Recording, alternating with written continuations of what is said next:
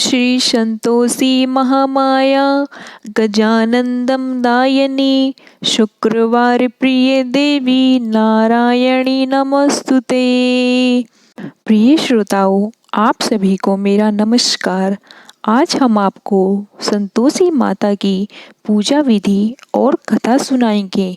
आइए जानते हैं संतोषी माता के व्रत को करने की पूजा विधि क्या है। पूजा करने से पूर्व जल से भरे पात्र के ऊपर एक कटोरी में गुड़ और भुने हुए चने रखें। दीपक जलाएं और व्रत कथा कहते समय हाथों में गुड़ और भुने हुए चने रखें। दीपक के आगे जल के पात्र को सामने रखकर कथा शुरू करें तथा कथा पूरी होने पर आरती करें और प्रसाद का भोग लगाएं। संतोषी माता के अनुष्ठानों के दौरान पहली प्रार्थना संतोषी माता के पिता भगवान गणेश और माता रिद्धि सिद्धि के लिए करनी चाहिए। संतोषी माता आपकी सभी इच्छाओं को पूरा करती है और व्यवसाय में सफलता लाती है। देवी से संतान, व्यापार में लाभ, आमदनी में वृद्धि, भावनाओं और दुखों को दूर करने की प्रार्थना करें। इस दिन पूरे दिन भोजन ग्रहण न करें। 16 शुक्रवार तक नियम पूर्वक व्रत करें और शुक्रवार को व्रत के दौरान फलाहार ग्रहण करें। भोजन में घर में खट्टी खाद्य सामग्रियां का उपयोग न करें और परिवारजनों को भी खट्टा भोजन खाने से दूर रखें। अब सुनते हैं माँ संतोषी माता की व्रत की कथा। एक बुढ़िया थी, उसके 7 बेटे थे। 6 कमाने वाले थे जबकि एक निकम्मा बेटा था। बुढ़िया 6 बेटों को रसोई बनाती और भोजन कराती और उनसे जो कुछ जूठन बचती वह 7वें बेटे को दे देती। एक दिन वह पत्नी से बोला, देखो मेरी माँ को मुझ पर कितना प्रेम है। वह बोली, क्यों नहीं, सबका जूठा जो तुमको खिलाती है। वह बोला, ऐसा नहीं हो सकता, मैं जब तक आंखों से न देख लूं मान ही नहीं सकता। बहू हंसकर बोली, देख लोगे तो तब ही मानोगे। कुछ दिन बाद त्योहार आया। घर में 7 प्रकार के भोजन और चूरमे के लड्डू बने थे। वह जांचने को सिर दुखने का बहाना कर पतला वस्त्र सिर पर ओढ़े रसोई में ही सो गया।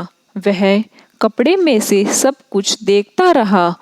6 भाई भोजन करने आए। उसने देखा माँ ने उनके लिए सुंदर आसन बिछाकर नाना प्रकार की रसोई परोसी और आग्रह करके उन्हें जमाया। वह देखता रहा। 6 भोजन करके उठे तब माँ ने उनकी झूठी थालियों में से लड्डुओं के टुकड़े उठाकर एक झूठन साफ कर बुढ़िया माँ ने उसे पुकारा, बेटा 6 भाई भोजन कर कर चले गए, अब तू ही बाकी है, उठ अब तू भी खा ले। वह कहने लगा, माँ मुझे तो भूख ही नहीं है और मुझे भोजन ही नहीं करना है। मैं अब परदेश जा रहा हूँ। माँ ने कहा, कल जाता हो तो आज चला जा। वह बोला, हाँ आज ही जा रहा हूँ। यह कहकर वह घर से निकल गया। 7वें बेटे का परदेश जाना। चलते समय पत्नी की याद आ गई। वह गौशाला में कंडे यानी उपले थाप रही थी। वहां जाकर बोला, हम जावें परदेश, आवेंगे कुछ काल, तुम रहियो संतोष से धर्म अपनो पाल। वह बोली, जाओ पिया आनंद से हमारो सोच हटाए, राम भरोसे हम रहे ईश्वर तुम्हें सहाय।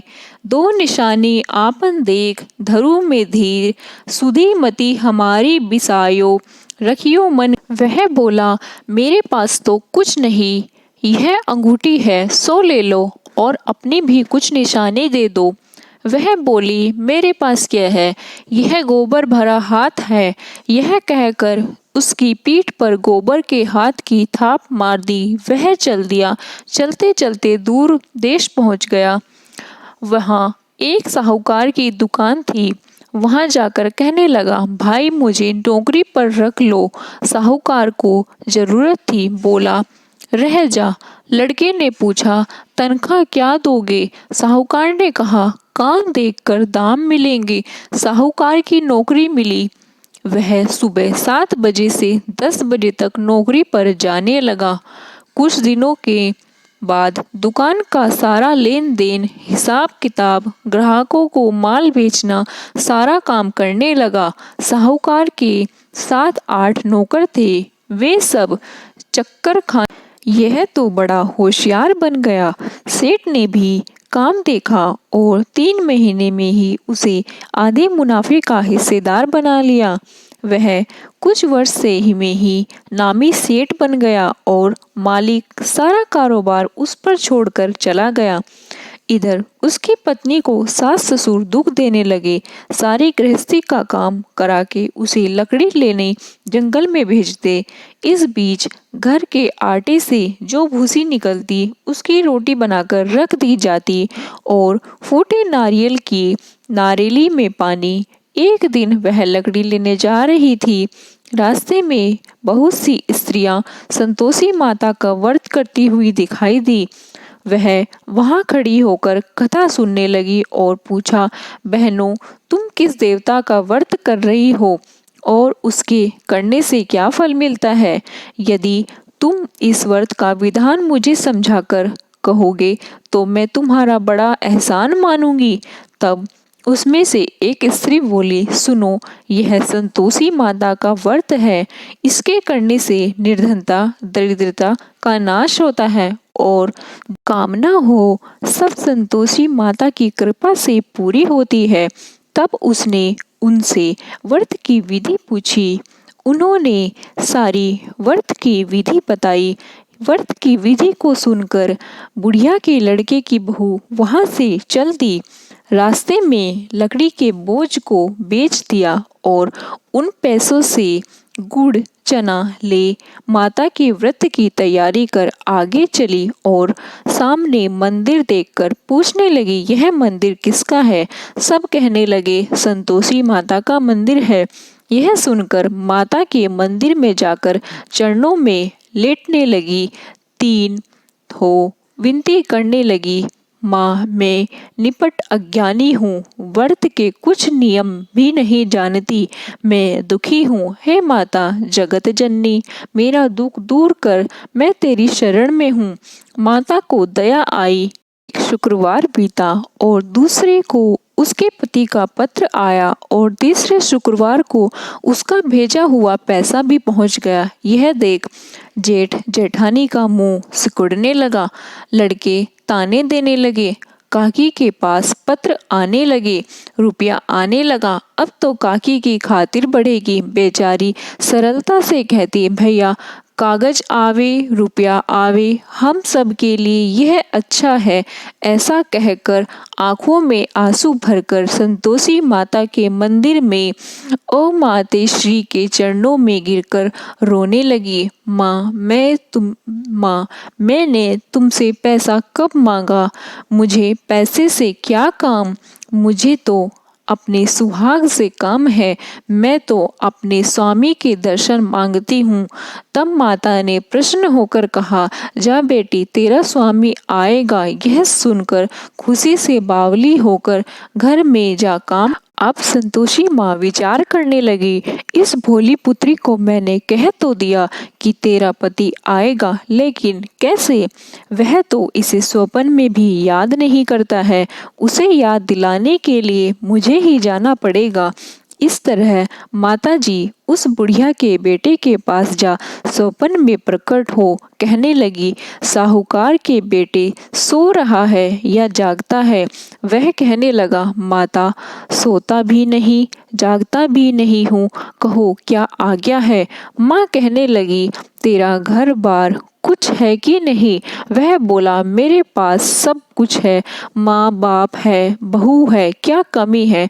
माँ बोली, भोले पुत्र तेरी बहू घोर कष्ट उठा रही है। तेरे माँ बाप उसे परेशानी दे रहे हैं, वह तेरे लिए तरस रही है। वह कहने लगा, सेठ का सारा सामान अभी बिका ही नहीं है, रुपया भी अभी नहीं आया है।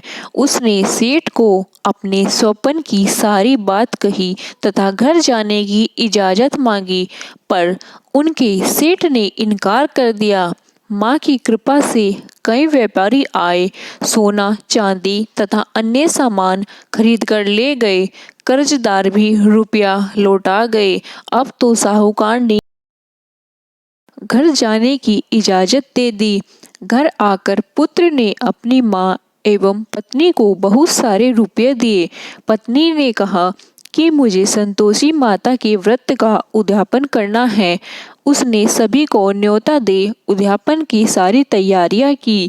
पड़ोस की एक स्त्री उसे सुखी देख ईर्ष्या करने लगी थी। उसने अपने बच्चों को सिखा दिया कि तुम भोजन के समय खटाई जरूर मांगना। उद्यापन के समय खाना खाते खाते बच्चे खटाई के लिए मचल उठे तो बहू ने पैसे देकर उन्हें बहलाया। बच्चे दुकान से उन पैसों की इमली खटाई खरीदकर खाने लगे तो बहू पर माता ने कोप किया। राजा के दूत उसके पति को पकड़कर ले जाने तो किसी ने बताया कि उद्यापन में बच्चों ने पैसों की खटाई खाई है। तो बहू ने पुनः व्रत के उद्यापन का संकल्प लिया। संकल्प के बाद वह मंदिर से निकली तो राह में पति आता हुआ दिखाई दिया। पति बोला, इतना धन जो कमाया है उसका कर राजा ने मांगा था। अगले शुक्रवार को उसने फिर विधिवत व्रत का उद्यापन किया। इससे संतोषी माँ प्रसन्न हुई और 9 माह बाद चांद सा सुंदर पुत्र हुआ। अब सास बहू तथा बेटा माँ की कृपा से आनंद से रहने लगे। जय संतोषी माता। जय माँ संतोषी देवी नमो नमः। श्री संतोषी देवी नमः। ओम श्री गजो देवी पुत्राय नमः। ओम सर्वनिमायाणे देवी भूताय नमः। ओम संतोषी महादेवाय नमः। ओम सर्वकाम फलदाय नमः। ओम ललिताय नमः। जय माँ संतोषी माँ। यदि आपको ज्ञान कथा सार की कथा पसंद आई हो तो हमारे चैनल को लाइक, सब्सक्राइब और शेयर करना ना भूलें। धन्यवाद।